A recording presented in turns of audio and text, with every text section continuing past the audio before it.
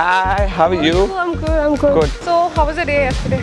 Actually, it was a great day. First thing I wanted to ask you when I wanted to meet you, how do you do that? Firstly, I'm glad that people think that way, but you know what? You were outgoing type. Yeah. And how were you in studies? Were you like... Was a shocker to everyone, at home. I wanted to quit my job to pursue my passion.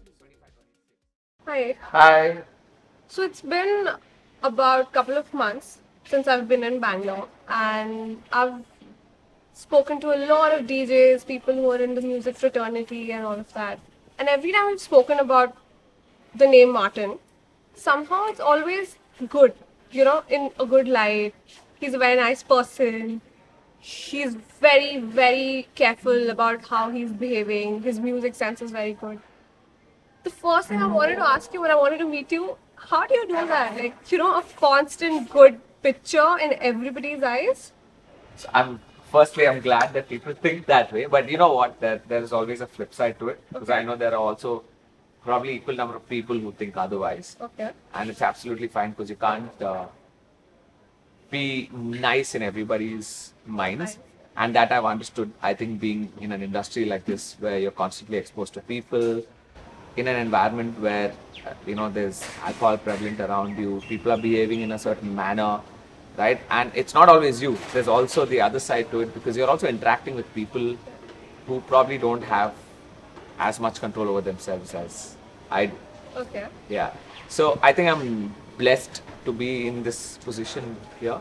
And I think, I didn't start off with this industry. I came from a different industry. So a lot of people I've known from before becoming a DJ or a karaoke jockey. And I think that helps, because I've been a customer, I've been that person who used to be on the dance floor to these people, and now I'm on the other side. Yeah. But what, how is this characteristic in you? Like, who got it in you? Was it your parents, this idea of being so humble, grounded? Is it like organically in you, or is it something which your parents or somebody invited? I think it's parents to a large extent. I've grown up in that environment with my parents being like that. My dad is still in that, and relatives have been that way. My friends, I think my closest friends, and have friends for years, right, from school, from college, and I'm still very close to them. And nothing has changed between us, and they're still the same people, at least, morals with their ethics, they're still the same. And I think it really helps being in that kind of an environment. So, I just want you to take me back to your childhood home. The first house that you ever lived in. Can you just tell me about it? Man, it was really far away. Okay. I used to live on Mysore Road earlier, and it was actually a great neighborhood. It was like a colony with a lot of kids also growing up at the same time that I was. So I got very lucky, because there were people around my age, and I got to have like a fun childhood. I used to play cricket with them, I used to play football with them. So you were an outgoing child? Yeah. I was like a completely outgoing child. The only issue was that our schedules didn't match too much, because I was in a school that was far away from home, and everybody else kind of studied around close to where they were staying. So in terms of timings, that was a problem. But man, I think I had a blast with these guys.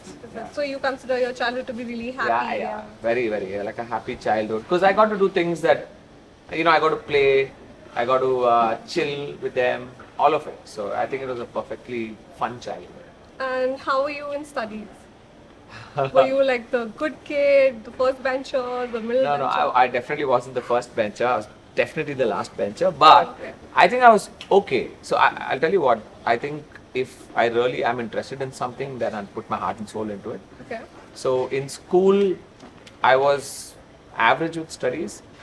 I think my 10th grade, my ICSE, I did quite well compared to how much I studied. But then, in college things were different, because my focus was completely different. I got into a lot of college fests, a lot of competitions.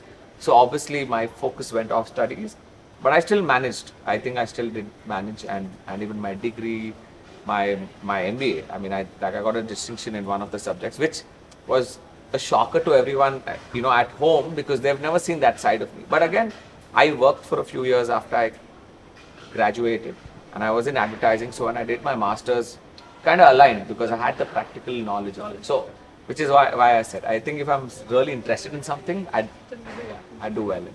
So MBA was your idea? Or Yeah. was it more like, oh, society, you should have a safer bet? So it was very weird because I wanted to quit my job to pursue my passions. One of which was music, one of which was writing, which I did for actually the longest time. So I had to kind of tell my parents. It was difficult to tell them that, hey, you know what, I'm quitting a job where I'm doing perfectly well and kind of dive into something unknown and start a career all over again. And it's difficult because I did this for 5 years. And I think one of the ways to kind of convince them was the master. So I actually studied when I was working. Okay. So I did like a corporate MBA. Okay. So over the weekends I used to study, I used to go for classes, write exams, all of that. And the day I got done with my MBA, I got my certificate, I walked up to my parents and said, hey, you know what, I'm done. Like, this is me showing that I can study or I can do this. But I'm done. Despite that, I'm going to choose this. So that's it. That MBA certificate of mine came home and it's lying in one of the shelves. That's it. Awesome. So now, as I am talking to you, I'm realizing there's a writer, photographer, definitely a DJ, somebody who's also worked with the digital marketing sphere. So how would you introduce yourself to people who probably don't know you, which is very rare because majority knows you now? But yeah, I mean, I think it comes with the kind of work that I do. But I think I still say this even about DJing. I'm the kind of person who will do something as long as I enjoy doing it. Okay. So, whatever other professions that I've taken up are always things that I've enjoyed doing. So even when I was in advertising or digital media, I enjoyed doing it. Hence, I was doing it. The same thing with writing. I really enjoyed writing and I miss writing. I'd want to write a lot more, but given the schedule of my work right now, I can't. I can't balance it. It's too much. But yeah, writing, photography, all of that. So what do you write? Like, your... Yeah. So I started with poetry. Okay. I used to write poems when I was in college and just for fun, I used to write things about my friends. Or girlfriends. Or girlfriends. Actually more friends because, these were things that used to keep making fun of them. I still have those poems. So it started that way. So were you the letter writing boy who would write to like close friends? No. I never wrote letters, but I used to write poems or, these short poems and I used to send it to them. Okay. And I used to have a book back in the day. I still have that book at home somewhere where I used to write down in that book and then, take a picture of it and send it to them. So it was that. I did a lot of that. Okay. And I did a lot of copywriting later professionally. So I was freelancing. So I did that for a while. I did scripts for corporate films, for travel documentaries. So I also got to travel a lot. I love traveling. So it kind of worked really well for me. Blended in perfectly. Yeah, it blended in perfectly. So I did that for the longest time. And can you remember the moment, the first time you had a thought, oh, maybe I should get into DJing, that's something I should look upon, something I like? So it's very weird. Okay, so I never got into DJing first. Okay. I started hosting karaoke first. Okay. And very random, it was a after party. I went to a friend's place and I met someone and we were having a conversation and they were like, hey, I've seen you sing at a karaoke bar, do you think you can host karaoke for us? And that's just when I quit my job and was trying to figure out. This is what age roughly? 26, I guess, 25, 26. And I was like, hey, you know what, why not? Let's give this a shot, because I enjoy it. And I used to do a lot of public speaking when I was in college through competitions. It's sad that I didn't pursue it further, but somehow I think life kind of came back to this point and I was like, hey, let's try this, give it a shot. So that's how I started. And while I was hosting karaoke, we had a really great resident DJ. And man, every time I used to listen to him play music, I'm like, now I know how I can make this a profession. Because I didn't know how. Which place was this? This is a Love Shack. Okay. Yeah, it was my first venue as an artist, which I did for 9 years. Okay. And every Wednesday night, we used to do a ladies' night, one of the longest running karaoke ladies' night in the country. So 9 years. And that's when I was like, hey, you know what? I've been doing this and I have a DJ who does this. I also want to do this and maybe I can pursue it professionally. So I didn't know that I wanted to become a DJ per se. I knew I wanted to pursue music, but I didn't know how to monetize it, because at the end of the day, I also had to pay bills. Yeah. And this kind of tied in, so I joined a DJ academy, learned how to DJ, and that's how I Can you got share into it. where did you join? Yeah, it used to be called ILM, I Love Music Academy, which now is the same founders are running the music school and the same people are running the music school. So it's based out of Bangalore, and that's where I actually learned how to DJ. But of course, it took a while until I actually became a DJ at the console, not the types who was just practicing with it. Yeah. So, do you think it really benefits as a DJ to join a school or academy and then go about it? Yeah, I think it really helps you out because I know a lot of people who've learned at home Okay. and who are great DJs, right, skill wise. But I think what an academy does is that it gives you a holistic approach to the art of DJing. So unfortunately, it's not only a passion or it's not only a skill-based profession anymore. Right? There are a lot of other aspects to it. Marketing yourself, the way you approach a club, the way you are at a club. All of that makes a big difference. And at least when I started, digital media wasn't that big. Now it is. Now probably a majority of the way you can market yourself is digital media. It wasn't back then. But that's why you need to know that you have to sell yourself as an artist. You need to know what exactly you want to portray to other people, and it makes a big difference, I think, joining an academy, because apart from all the skill set that you learn, you also get mentorship.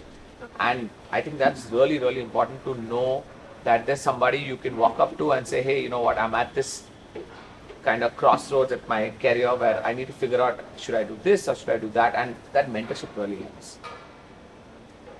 So, when you were working as a, in the field of digital marketing, I'm sure you must be getting paid a lot. Actually, ironically, I wasn't, because I started with advertising, Okay. and everything revolved around advertising. Advertising never paid that well. So when I started my career, At that time. at that time, I think things are different now. But when I started, advertising was probably one of the least paying careers. Okay. I picked it again only because of fashion, because Okay. all my other friends were in different So it was industries. never about, oh, here's the money, so let's just go Yeah. here. Never. It never was about the money. I wouldn't have worked for 5 years, in that field otherwise. Okay. But it was just passion, because I really enjoyed advertising. I really enjoyed the fact that you can make a brand, you can sell that brand, and people react to a brand. So it was very, very different. That's how I started, and it was purely based out of passion. But like I said, I think at a certain point of time, you feel like, hey, there's something more I can do and something I'm more passionate about. From what I can get is, I'm assuming your parents are really supportive, or did it take time to make them understand, okay, this is where I'm going to go? So it took a lot of time to make them understand Okay. that this is where I want to go. I think given the fact that I did a certain profession, quit, and at 25 when you're restarting a career, or 25, 26, it's a big deal. Yeah. Like I said, I did this a few years ago, so things were very different at that time because your opportunities are also very limited. But having said that, my parents were super supportive. They never gave me grief about something. Whatever questions came from a good place, and they're concerned about what I'm doing. So it was always that aspect to it. It was never society. Oh. What would society say? It was always like, hey, are you sure? Because you're starting a career all over, and do you think it's a stable enough profession? Do you think you'll make enough money? Do you think it'll sustain you? How long will it last? All of that. So if there's a kid, a 18-year-old boy who's looking forward to becoming a DJ, and his parents are not being supportive about it, what are the few points you would like to tell him that, this is what you should tell your parents, this is how probably you should go about it, for it to work out in the right possible manner, considering it's not something which is very respectful in our Indian society? Yeah. So I'll tell you what, I think kids nowadays, at least people who are around 18, are a lot more aware of what is happening around them, and they are a lot more aware of what they want. Okay. I feel like when I was doing it, it wasn't that the case. There were a lot more doubts, there were a lot more issues surrounding a offbeat career, right? So things are different now, right? I think if someone at 18 wants to take this up as a career, one, they have to prove that at some point of time it will be fruitful. in terms of say a career. I'm saying career because money obviously makes a difference, but it's always a career because it's a growth cycle, and you have to look at it in that particular manner. I think you need to have a backup as such. You need to know that, hey, you know what, I'm going to give it this much time, I'm going to give it my all. But when you give it, you have to give it your all. And maybe down the line, if I don't enjoy doing this, or maybe if it doesn't translate into exactly what I'm looking at, then there has to be something else that I can fall back upon, right? Because at the end of the day, at 18, at least you have to be independent. And again, it comes down, unfortunately it comes down to money, because you still have to pay bills, right? Even with DJing as a career is not a cheap career, right? It's not something where you're not investing anything at all. You're investing a lot of money into music, into equipment, into how you present yourself in front of other people, and all of this makes a difference, right? So So now coming back to you, yeah.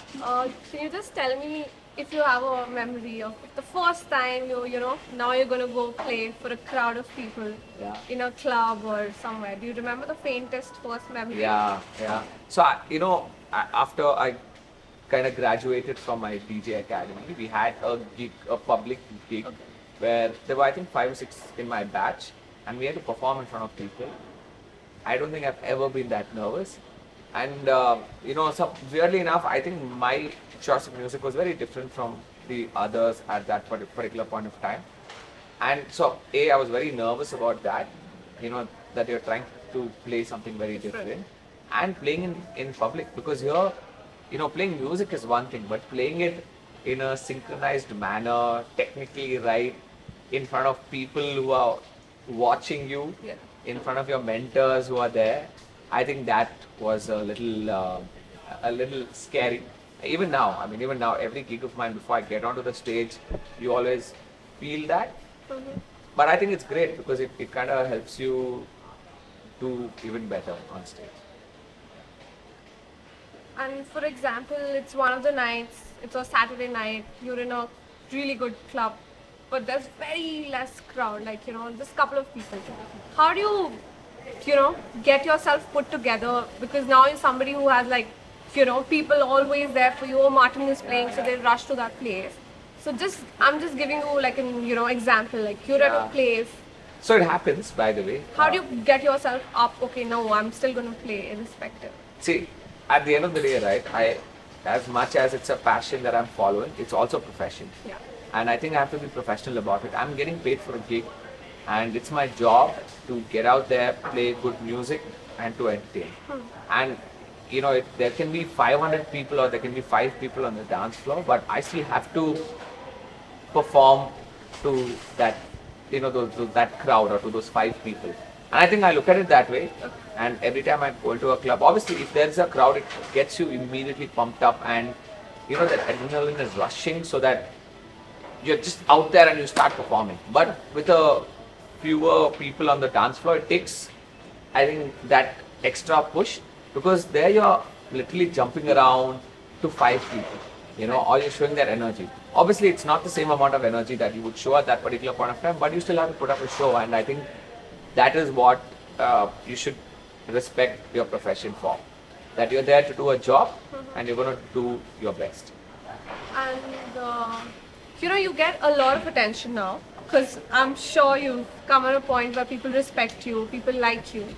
And for somebody who's reaching to that stage, who's already probably been playing for 2-3 years, now people know him, people are coming for his gigs, and he's getting a lot of female attention, or vice versa, female DJ playing, a lot of male attention. How do you manage that? How do you keep control your own emotions when people are always around you? Again, I think it comes down to professionalism. You know that you're there to do a job, and you can get all the attention in the world. Right? It can be permanent, it can be temporary, but in most cases, it is time bound, right? It probably will last as long as you're a good DJ. It'll probably last as long as you're doing well, right? Because once you're out of sight, you're out of mind. And I think you need to be aware of the fact that these are not the things that kind of matter or make the bigger difference to your career. right? It's a byproduct of what you are and what you are doing as a profession. And I think as long as people are aware of that, it works. So, a lot of DJs get a lot of attention from a lot of different genders. Yeah. And a lot of them are rarely in a serious relationship. And there's the idea about, DJs are never in a serious relationship because they get so much of attention. And I've heard really good things about you as a person in a relationship. So how do you manage being in a very serious relationship, even despite the fact that you're getting so much attention every day and it's a human instinct to rejoice when people are around you? Yeah, again, I think it comes back to you being aware of this being a job at the end of the day. Okay. Right? You can get all the attention in the world, but at the end of the day, it is temporary, or it is going to last you only for that long, right? Until and unless you're in that job or you're doing well. And I think you need to be very aware of who you are as an artist, because at the end of the day, you are going there and performing in front of people, but it ends there. And then you go back home and you work on your performance on stage the next day or for the next few months, right? You have to differentiate between that and your personal life. And it's really important, even though schedules are really tough. I think as a artist, a lot of people face this not being able to balance personal life and work life. And I think somewhere that is where you need to be more aware of this, because you need all the time in the world to work on your profession, right? And you can't afford to be distracted. You really can't afford to be distracted. So at the end of the day, I think your partner also obviously has to be understanding, and I think I've been blessed with that, about the fact that this is your profession. You will get the attention to a large extent because you're out there in public, right? And the second thing being that you have to put in that much time, because the kind of time that we put in as artists is not only at the console, but there's a lot more work that goes in once we go back home. For those 4 hours of, 2 to 3 hours of performance that we put forward there, there's a lot of work that goes into it. And all that work happens when you're at home, right? Not when you're out here. So it's that, and I think it's really important for you to realize that it's work, it's a profession. You can get the attention, all the attention in the world, but you need to know how to handle it and not to let it get to your head. Because for you, your profession is important, not this. And if I may ask, what's the perfect idea of your relationship? Like, what's a perfect relationship for Martin? I think trust, understanding, and giving each other that space. And how do you choose people, like, your people you're around with, your team, and, how do you choose? Because I'm sure you're growing and now you must be having a couple of people around you who help you in your profession and all of that. So how do you choose those people? What are the kind of people you love to be around? So I think it's a vibe thing, okay, right? You can't really jot it down, but you vibe with the person, you get those positive vibes from a particular person and you just get along with that person. And I think to a large extent it is like that with me. People I generally work with, even clubs that I work with, or event managers that I work with, it's always about if I can actually gel with them, if I get those good vibes from them. Because at the end of the day, it is a business and everyone's here to make money, but your basic principles need to align. And your interests need to align, right? Because at the end of the day, we're here to put up a good show for people. And as long as that happens, everything works well. So, yeah, I think it's just the vibe. So vibe matters the most. Yeah, vibe matters the most. And how have you dealt with hardships in this entire career? I'm sure it's not all lovely throughout the journey. It isn't. Okay. And so there are a lot of aspects that go into it. One is mental health. Okay. Right, because of the kind of job that we do, and we were talking about this, about the attention that you get, right? Maybe you get all the attention in the world for a week, and the next weekend you get none. Yeah. You need to be able to handle that as well. That you need to know that this is my job, and there are always going to be ups and downs. Right? There are going to be times where you're going to have great gigs. You're going to have 500 people, 5,000 people, but the very next weekend you will have a gig with 5 people on the dance floor. And you need to be mentally prepared for that. You need to be able to handle that kind of a situation. So I think awareness matters. You need to be aware of situations like this. Mental health, I think, is one of the biggest issues that a lot of artists face, because as an industry, it's not easy. Simple things like payments, when most of us artists meet up or catch up, I think one of the biggest discussions we have is about pending payments. It's really sad that as artists, we all go through this. And I'm telling you, everybody goes through it, right, in one way or the other.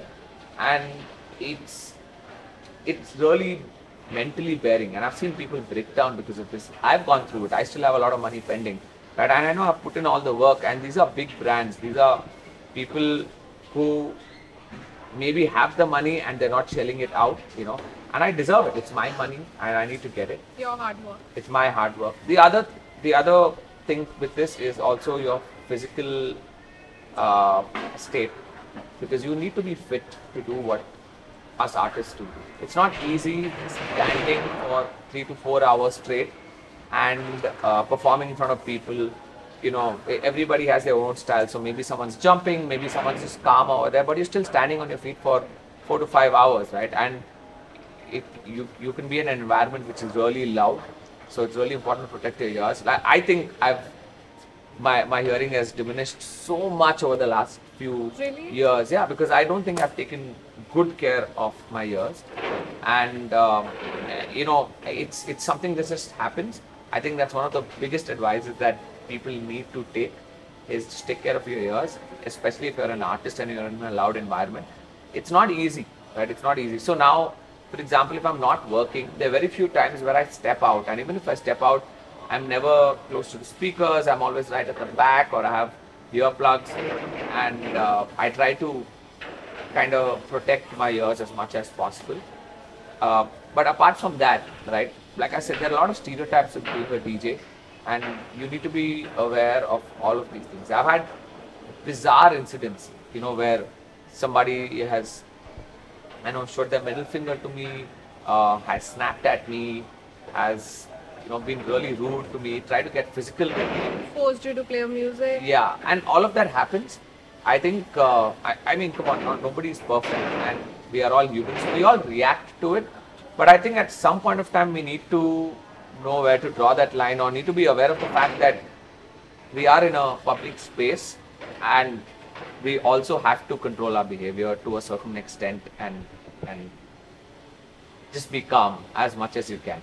Not easy, but yeah. You have to do that. So you spoke about payments given to DJs.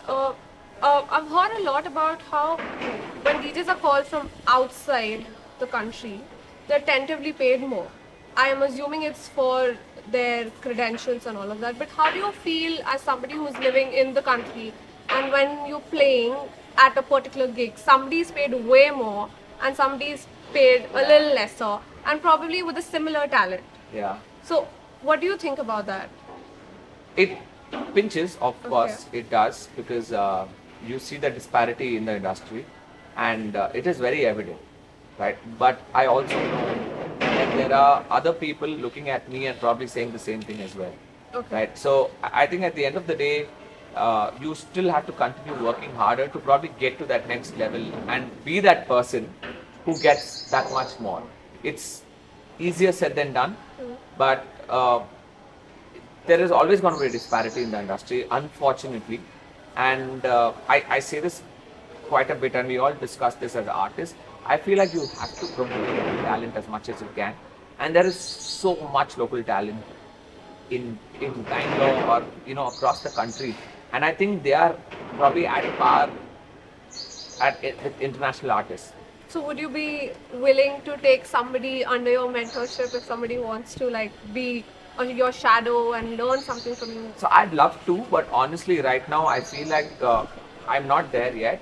I feel like there's a lot more work I need to put into my own art, and that's what I'm trying to do as much as I can. So I don't want to be unfair to someone by kind of trying to help them out and not doing justice to that particular. I will ultimately get to it. I also would love to teach. Do you want to get into a zone where you want to give away your knowledge to the next person who wants to be like next Martin? Yeah, I don't think you should be the next Martin, you should be the next yourself. Okay. But yeah, definitely. It's something that I really want to do, and I want to be at that position where I'm able to mentor somebody. And I would love to teach at some point of time. But like I said, I don't think I'm there yet, because I think there's a long way for me to go as an artist, and there's a lot more for me to learn. And I need time and the energy for that. And I don't want to be unfair to somebody by telling them or assuring them of something and not being able to tell it. Another thing I wanted to know about was there's a plethora of DJs in the industry. Like there's enormous amount of DJs in every city. Yeah. How does, a person who's just starting start to create a mark? Because there's no space, right? I'm assuming there are like resident DJs in all the clubs and pubs. How do you make a mark? Like as a 21-year-old who really wants to start, what do you tell that person? So, like I said, I think people who are starting off now have probably one of the biggest advantages, which is social media, which none of us did. It was never that big, social media, back then when we started off with our careers. And that's where you try to put out as much work as you can. Discipline really helps, and I'm telling you this because people in this industry usually end up rotating, right? You would probably work with a manager at a venue who you would meet 10 years later, would probably become GM of one of the 5-star properties, and he might look to approach you. So wherever you are, whatever kind of work that you're doing, it might be a small pub or it might be a small bar, but as long as you keep doing your best and you're disciplined at work, it really helps you. It won't probably show right away. It will show you it will obviously translate a few years later. I think that discipline is really, really important. The other thing is that I think people need to keep putting their work out there and not hesitate or not be shy about it. As unfortunate as it might sound, some people are shy. Some people, it's not their style, right? They're probably not loud at the console. They're probably not using the mic at the console. It's absolutely fine because everyone has a particular style. But you need to put your work out there, and other people need to know what you're doing. So can an introvert be a DJ as well? I think yes. I know a lot of introvert DJs who are great at their job, and people love their music. Right? With them, literally music does the talking, and you need to put your content out there. So, if you're making a certain amount of money out of a gig, then you need to invest at least a percentage of it back into it. Probably hire a videographer, probably hire a photographer to kind of document your event, and need to keep putting it out there, because only those 100 people in that particular club know what kind of music you're playing, but nobody else knows what you're doing. And I think that is really important for you to showcase your work to the world. So invest back into the profession. It's so important, and I realized it much later. I obviously didn't walk into it knowing that this is to be done, right? I learned it the hard way as well. But I think you need content, and you have to keep putting content out there. I know people who have grown so much during the lockdown just by putting content out there, doing this from home, right? So there's no dearth of talent. But the problem is people knowing that you have that talent, and that is where you need to connect the gap. Yeah. And that is really, really important in this industry. Yeah. And do you think a DJ has a shelf life? Like, oh, now you're 40 and this is it, you're old. I got told this a lot when I started my career. I started my career really late, right? I got into the music scene when I was 26, 27. It's probably an age where a lot of people are peaking. Right? And I was starting off at a career, and a lot of my friends, a lot of people in the industry kept telling me, hey, how long do you think you're going to do it? I've been doing it for, I think, 10 years now. I think I'm still there, and I will continue to try being relevant as long as I can. I know a lot of other artists in the country who also are still in it, who are still doing their best. The best example would probably be a Nuclear, right? I mean, he used to perform at clubs, pubs. When I was in college, I've watched him perform, not as Nuclear, but then, he took that break, made great music, came back, and I mean, everybody in the country knows who Nuclear is. He's judging reality shows, for a DJ or for a music producer. to judge a reality show is massive. In India is massive, and he's doing it, right? So I don't think there's a shelf life as such. As long as you're putting in the effort, putting in the work, shouldn't stop. You can be as senior a DJ as you can be, but the effort that you put in when you were a junior artist has to be the same. You know, Martin, I would love to talk to you for a longer time. There's so much to ask, but we're short on the time now. Yeah. So I would just ask you last question. You said you love to travel. Yeah. So what are like favorite Martin spots that you love to go to when you want to like just get out of the music scene, just want to be by yourself or with your family? Cities, towns? So I think in India there are a couple of places that I really love. One is Hampi. I think it's just a gorgeous place and you can just cut off. I love Goa because for me it's a balance. For me Goa is work majority of times, but there is a flip side to Goa where there's a quaint side to it, and I love that aspect of Goa as well. And outside India, Amsterdam. I think it's like my soul city. I love that place. I love the vibe that place has. Everyone's so nice. The music scene is so good. You can just walk into any club. You can be walking on the road and you'll hear someone play music and it'll be great music. So I think Amsterdam, another place that I really love is Kathmandu. So Nepal, yeah, it's got an amazing nightlife. Oh, is it? Yeah, it's got an amazing nightlife. I've been lucky enough to play there 4-5 times and made great friends. Man, the vibe there is just something else. I think the people, their knowledge of music, it kind of shows. And again, it's got the perfect balance. It's got the nightlife balance with everything else. Yeah. And is there a place you're waiting to go to in coming few months, years? Sorry, in Nepal? No, like around in the world. In the world. So I have a few places on my bucket list. Yeah. That I want to do very, very soon. And one is Egypt. Okay. One is Greece, Turkey.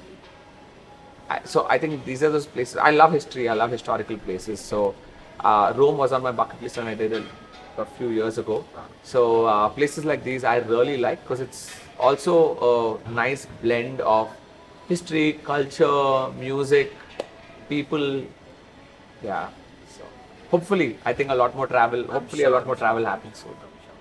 So it was really good having this conversation. Thank you so much. Thank you for being a part of Salud and being a part of this wonderful series. Thank you so much. I hope you had fun. Yeah, I had such a great conversation. Thank you. I know we're conversing for the first time, so thank you for making me super comfortable. Thank you so much.